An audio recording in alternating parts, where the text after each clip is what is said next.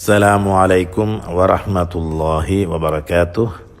அன்பார்ந்த உறவுகளே, நேயர்களே, நண்பர்களே, நாம் இன்று பார்ப்பது சங்கைக்குரிய ஷேக் அப்துல் வதூத் மௌலவி ஹதரத் அவர்கள் குனூத் சம்பந்தமாக பேசியதற்கு பதிலளித்திருந்தேன்.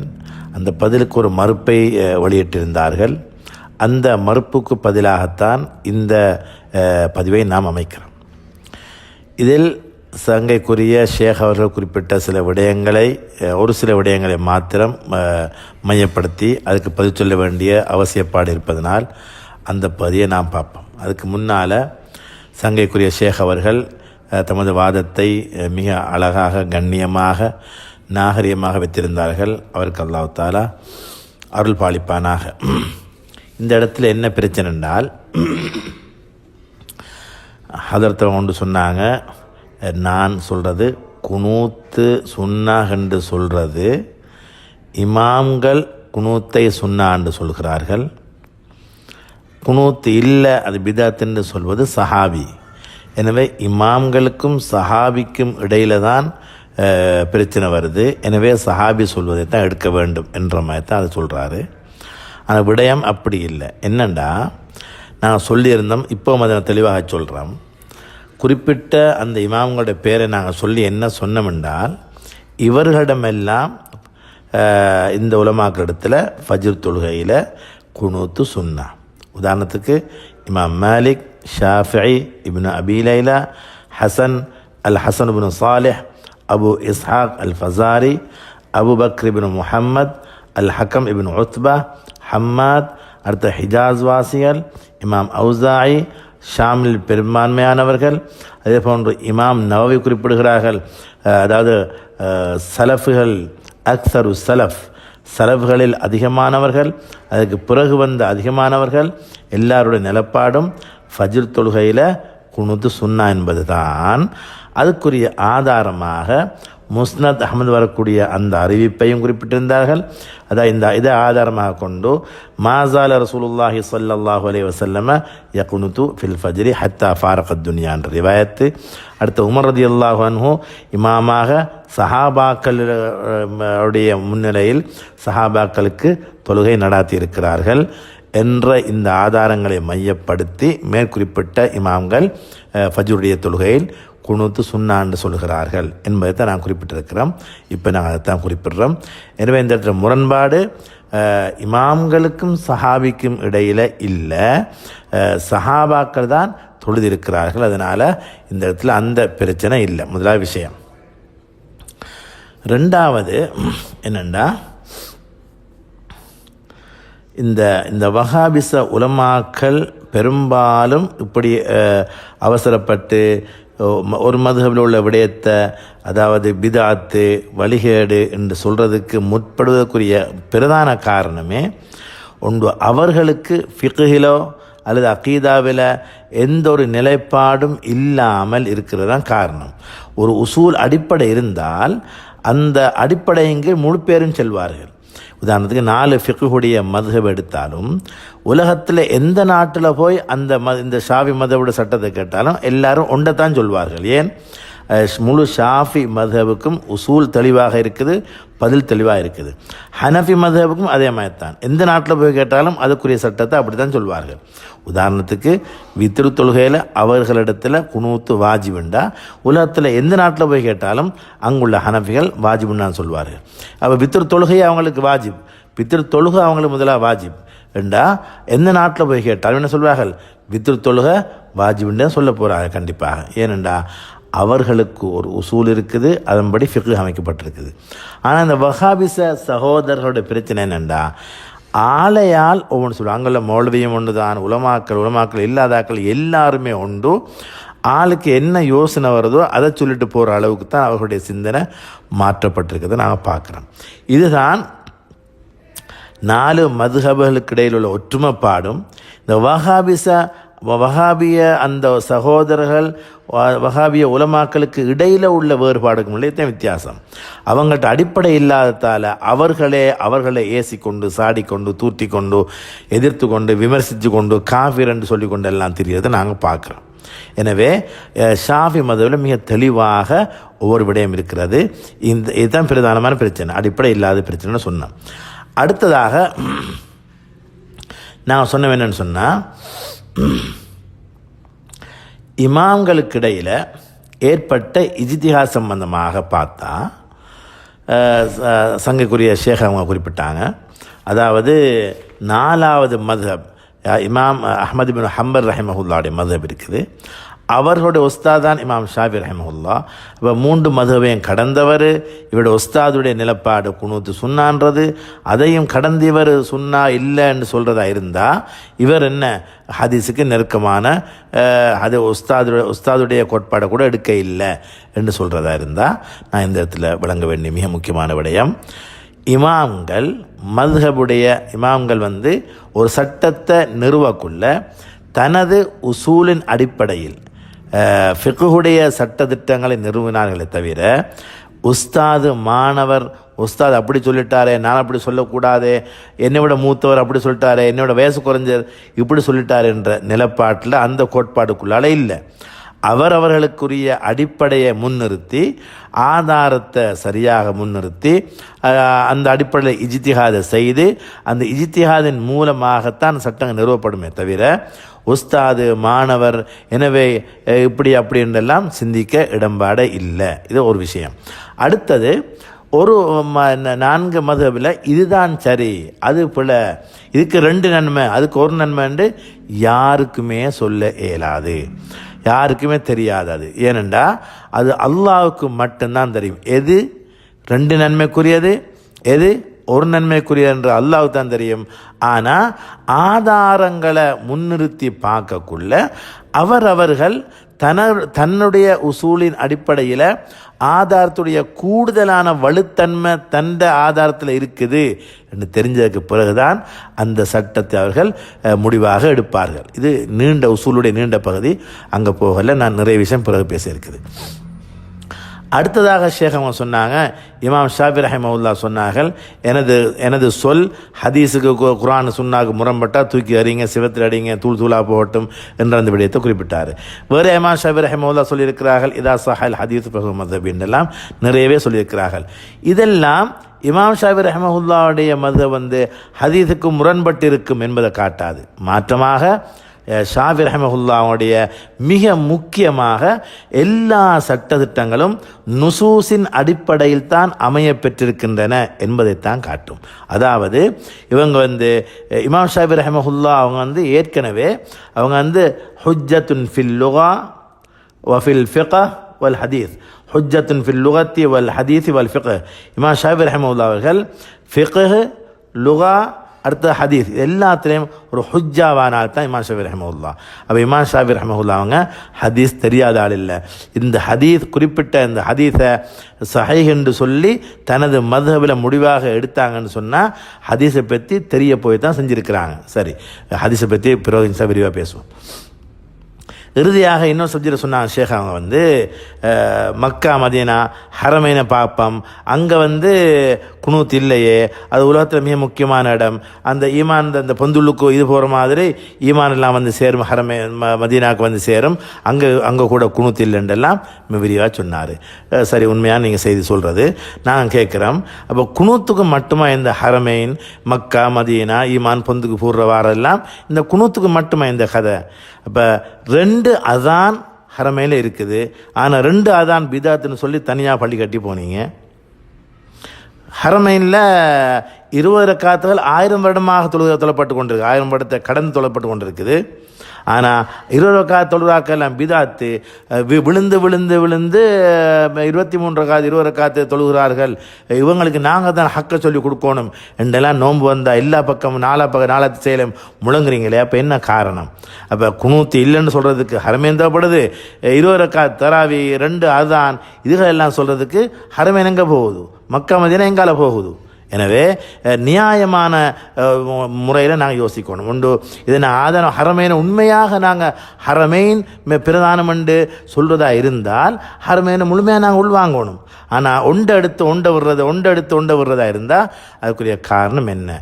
இதே வேலையைத்தான் என்ன இந்த குனூத்துலையும் செய்திருக்கிறார் வஹாபிகள். இந்த இடத்துல நான் வந்து சங்கக்கூடிய ஷேகை நான் குறிப்பிடலை. பொதுவாகவே வஹாபிகளுடைய பொதுவான அவங்களுடைய சிந்தனையில் எந்த விடயங்கள் எல்லாம் ஹதீஸ் லாயிஃப் சஹீஹ்னு வருமோ அந்த இடத்துல ஒண்டை மூடி ஒன்றை சொல்கிறது, ஒண்டை மறைச்சி ஒன்றை சொல்கிற வேலை பொதுவாக அங்கே இருக்கும். அதுதான் இங்கும் தரப்பட்டிருக்கிறது என்பதை நான் வந்து பிறகு இன்ஷா விளங்கப்படுத்துகிறேன். எனவே நாங்கள் ஒண்டை மூடி ஒன்று செய்கிற வேலை, ஒன்றை சொல்கிற வேலை வைக்கப்படாது, முழுமையாக முன்வைக்க வேண்டும். அது என்னன்றதை இந்த ஹரமைனை நான் பார்த்தோம். மக்கா மதீனாவில் 20 ரக்காத் எடுக்க ரெடி இல்லை, 2 அதான சொல்ல ரெடி இல்லை. ஆனால் குனூத் அங்கே இல்லைன்றதுக்கான குனூத்து மக்கா மதீனாவில் இல்லைன்னு சொன்னால் இந்த இடத்துல பாரதூரமான அது பிழை. அடுத்ததாக இந்த குனூத் சம்பந்தமாக சஹாபாக்கல்ல அபூ ஹுரைரா ரலியல்லாஹு அன்ஹு விஷயத்தை பார்ப்போம்.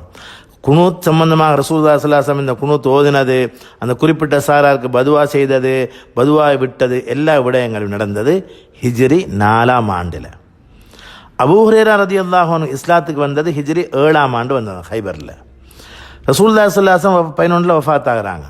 அதுக்கு பிறகு அபூ ஹுரைரா ரலியல்லாஹு அன்ஹு அவங்க ஒரு 6-7 வருஷத்துக்கு பிறகு என்ன செய்கிறாங்கன்னா தொழுது காட்டுறாங்க. நான் உங்களுக்கு ரசூலுல்லாஹி ஸல்லல்லாஹு அவங்களோட தொழுகையை வந்து இப்படித்தான் தொழுதாங்கன்னு தொழுது காட்டுறேன். என்ன செய்கிறாங்க, லஅன உகர்ரிபுக்கும் ஸலாத்தன் பி ரசூலில்லாஹி ஸல்லல்லாஹு அலைஹி வஸல்லம் சொல்லி காட்டுறாங்க.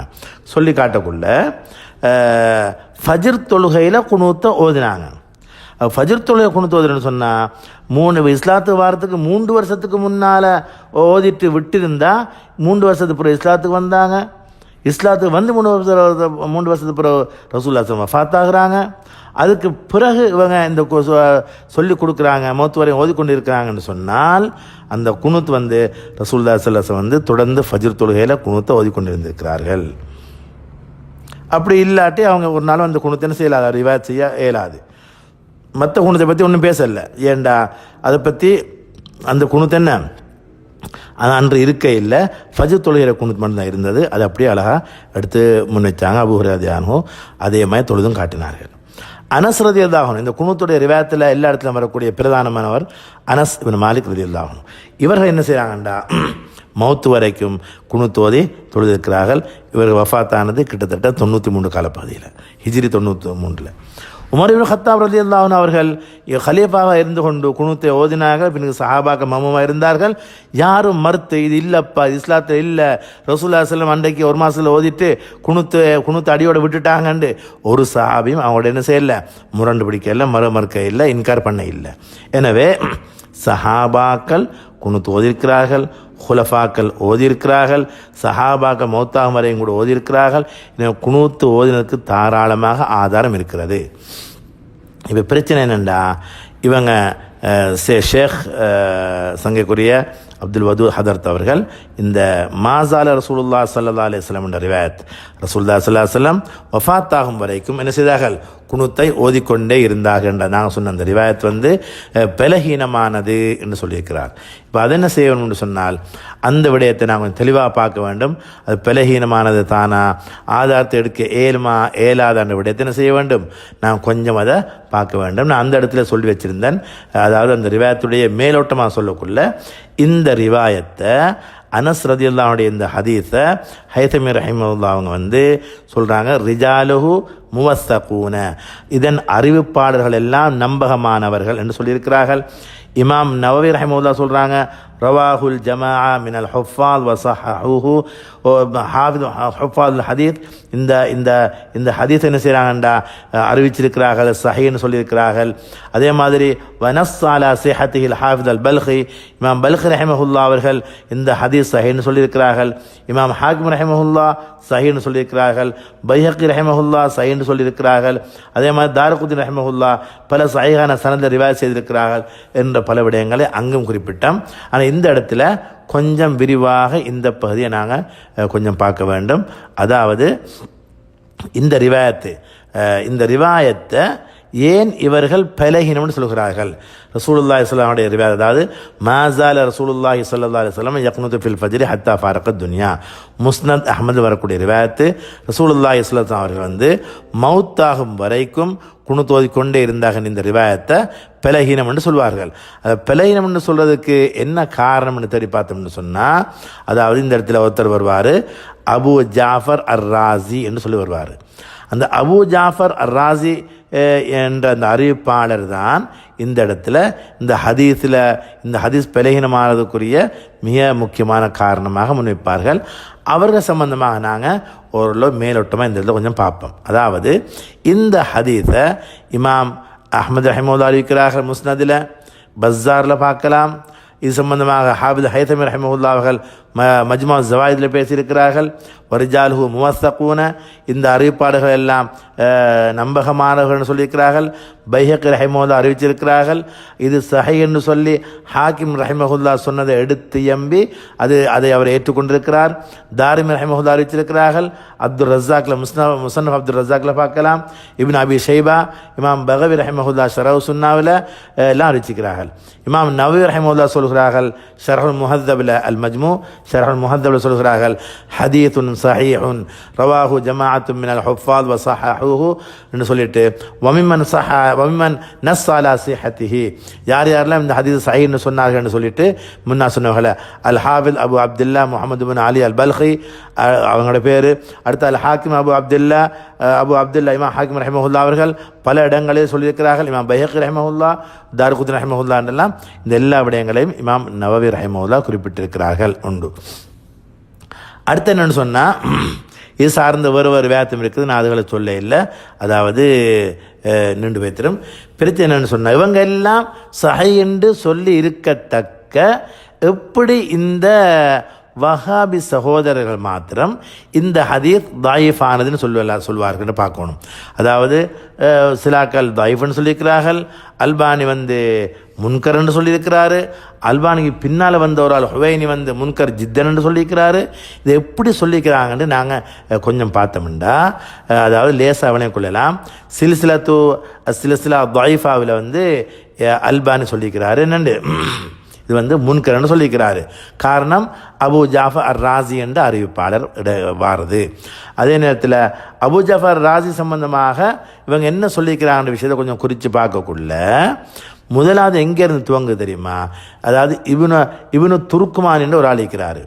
அவர் தான் இந்த ஹதீஸை பைஹக்கி ரிவாயத்தை வச்சுட்டு சொல்கிறார். என்னென்னு சொன்னால், இந்த ரிவாயத்தை சஹீஹாக முடியாது, ஏனென்றால் அபு ஜாஃபர் ராசி என்றவர் என்ன விமர்சனத்துக்குள்ளானால் அஹ்மது பின் ஹம்பல் ரஹிமஹுல்லாஹ் விமர்சிச்சுக்கிறாங்க. நசாய் ரஹிமஹுல்லாஹ் சொல்லியிருக்கிறாங்க லைஸ பில் கவி, இவர் அவ்வளோ வலுவான ஆள் இல்லை, ஹதீஸில் உறுதியான ஆள் இல்லைன்னு சொல்லிக்கிறாங்க. அபு ஜுரா சொல்லிக்கிறாங்க யஹிமு கசீரன்னு சொல்லிக்கிறாங்க. அதே நேரத்தில் ஃபல்லாஸ் ரஹிமஹுல்லாஹ் சய்யுல் ஹிஃப்த்னு சொல்லிக்கிறாங்க, அபு ஜாஃபர் ராசியை பார்த்து சொல்லிக்கிறாங்க.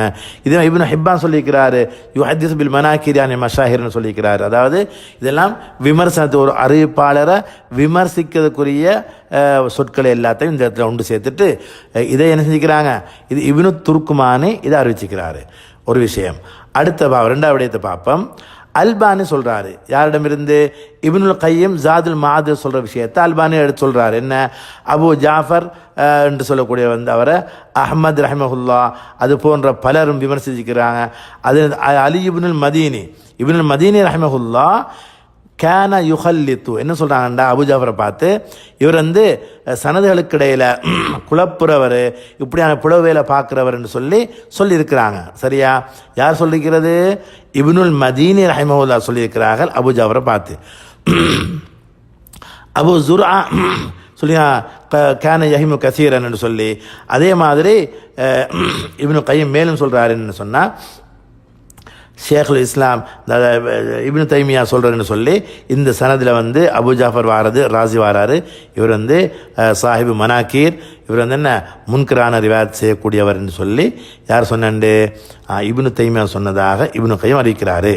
இப்போ பதில் என்னன்னு சொன்னால், இப்னு துர்க்குமானி இதை சொல்லக்குள்ள என்ன செஞ்சாங்கண்ட, நேர்மையாக நியாயமாக இதை முன்வைக்க இல்லை, மாற்றமாக ஒன்றை மறைச்சி ஒன்றை சொல்கிற வேலை அவர் பார்த்துருக்கிறாரு.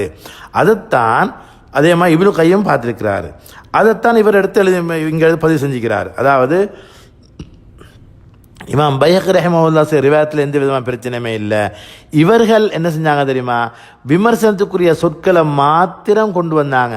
எந்த அஹ்மத் இப்னு ஹம்பல் ரஹிமஹுல்லாஹ் சொன்னாங்களோ லைஸபில் கவி என்று, அதே அஹ்மத் இப்னு ஹம்பல் ரஹிமஹுல்லாஹ் சொன்னாங்க சாலிஹுல் ஹதீஸ்னு சொன்ன விஷயத்தை என்ன செய்யல, எடுத்து சொல்ல இல்லை, அதை மறைச்சிட்டாங்க. அவங்க முழுமையாக சொன்னால் அந்த ஹதீஸ் பலகீனம் இல்லை என்ற விளங்கிடும், முழுமையாக சொல்ல இல்லை. அதாவது சரியாக என்ன வரும்ண்டாதில் எல்லாரும் பின்னால் விமர்சித்த எல்லாரும் சொல்லுவாங்க என்ன தெரியுமா, இவர் ரிவாயத்தை செய்யக்குள்ள முகீரா இடமிருந்து அபூ ஜாஃபர் ரிவாயத் செய்து அறிவித்தார் என்றால் அந்த இடத்துல அப்போ சரியான பிரச்சனை, சனதுகளுக்கு இடையில் பிரச்சனை படுத்திடுவார், குழப்பிடுவார் என்றெல்லாம். ஆனால் இந்த ரிவாயத்தில், அதாவது குனூத்துடைய ரிவாயத்தை அபூ ஜாஃபர் அர்-ராஸி முகீராடம் செய்யல, ரபீ இப்னு அனஸிடம் தான் செஞ்சிருக்கிறாரு. எனவே அந்த பிரச்சனை இங்கே இல்லை.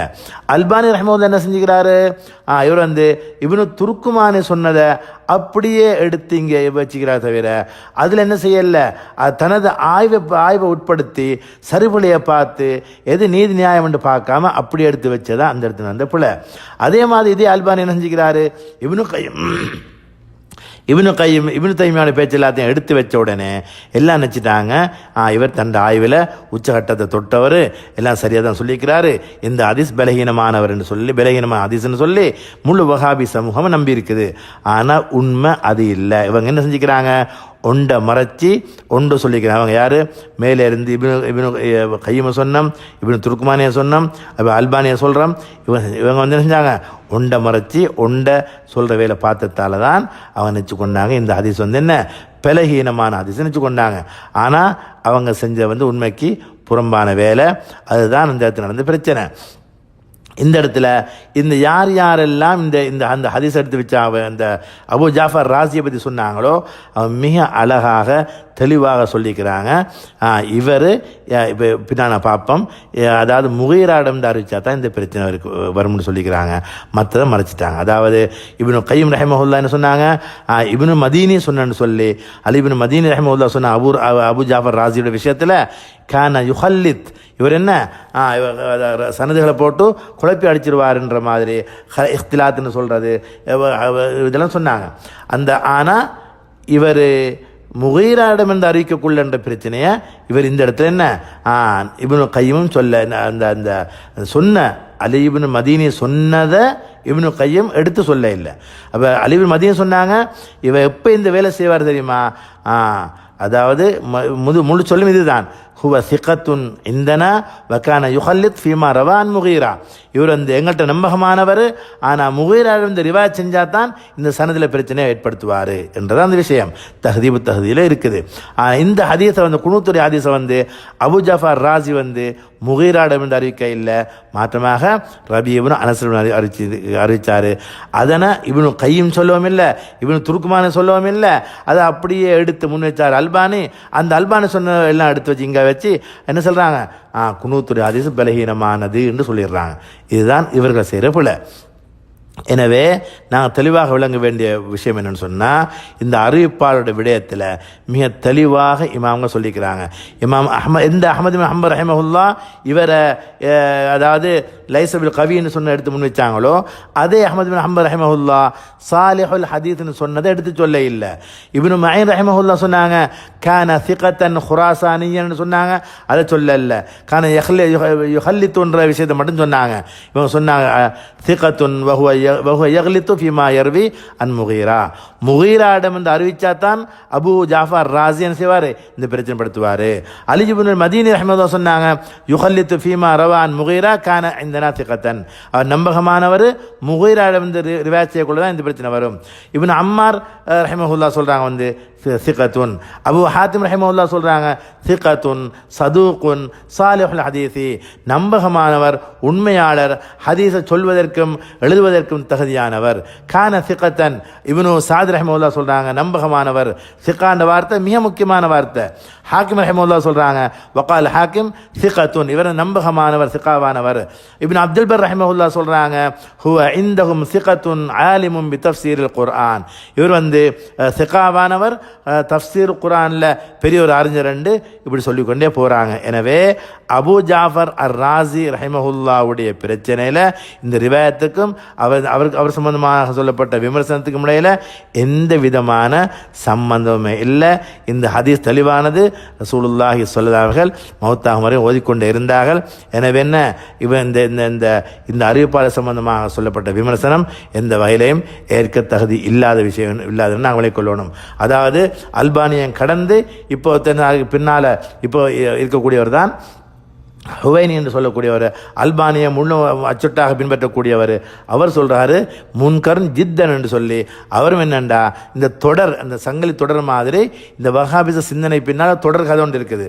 அதாவது இது எங்கிருந்து வாரன்னு சொன்னா, ஏற்கனவே நான் சொன்னோம் இப்னு தைமியா அதாவது 8ஆம் நூற்றாண்டு, இப்னு கையம் 8ஆம் நூற்றாண்டு, இப்னு துர்க்குமான் 8ஆம் நூற்றாண்டு. அதுக்கு பிறகு வந்தாங்க யார், 12ஆம் நூற்றாண்டு அப்துல் முஹம்மது அப்துல் வஹாப் நஜ்தி, 14ஆம் நூற்றாண்டு நாசிருதீன் அல்பானி, சமகாலம் அபு இஸ்ஹாக் அல் ஹுவைனி. இவர்கள் எல்லாம் ஒரே கைத்தில் ஒரே நேர்கோட்டில் பயணம் செய்கிற ஆக்கள். இதை கேட்டுட்டு இவங்க சொல்லுவாங்க என்னண்டு, ஹதீஸ் பலகீனமானது, தைஃபானது, ஆதாரம் இல்லைண்டு இவர்கள் சொன்ன உடனே எடுத்து இங்குள்ள வஹாபி சகோதரன் சொல்வார்கள். எனவே ஒரு நாளும் அப்படி சொல்ல வேண்டிய அவசியமே இல்லை. சாய் குண்டு தோதக்கூடிய ஆக்களுக்கு நான் சொல்கிறேன், இந்த ஹதீஸில் எந்த விதமான தடுமாற்றமும் இல்லை. இறுதியாக எப்படி அபூபக்கர் ரலியல்லாஹு அன்ஹு, உமர் ரலியல்லாஹு அன்ஹு, உஸ்மான் ரலியல்லாஹு அன்ஹு அவங்க எல்லாம் குனுத் ஓதவில்லை என்று வந்திருக்கிறதோ, அதே போல சஹீஹான ரிவாயத்தில் சனதோட வந்திருக்குது என்னண்டு, அபூபக்கர் ரலியல்லாஹு அன்ஹு குனுத் ஓதினார்கள், உமர் உஸ்மான் ரலியல்லாஹு அன்ஹு எல்லாம் குனுத் ஓதினார்கள் என்று வந்திருக்குது. எனவே உசூல்ல எல்லாருக்கும் தெரியும், அல் முஸ்பித்து முகத்தமுன் அலன் நாஃபி, ஓதவில்லை என்று சொல்வதை விட ஓதினார்கள் என்று நிறுவப்பட்டால் அதுதான் முற்படுத்தப்பட வேண்டும். எனவே சஹாபாக்கள் ஓதி இருக்கிறார்கள், தாராளமாக குனுத் ஓதலாம். அந்த குனு சம்பந்தமான ஹதீஸில் எந்த விதமான பிரச்சனையுமே இல்லை. எனவே நாங்கள் தெளிவாக மார்க்கத்தை விளங்கி அதன்படி அமல் செய்வதற்கு அல்லாஹ் நம் அனைவருக்கும் அருள்பாலிப்பானாக. ஜஸாக்குமுல்லாஹு ஹைரன். வஸ்ஸலாமு அலைக்கும் வரஹ்மத்துல்லாஹி வபரகாத்துஹு.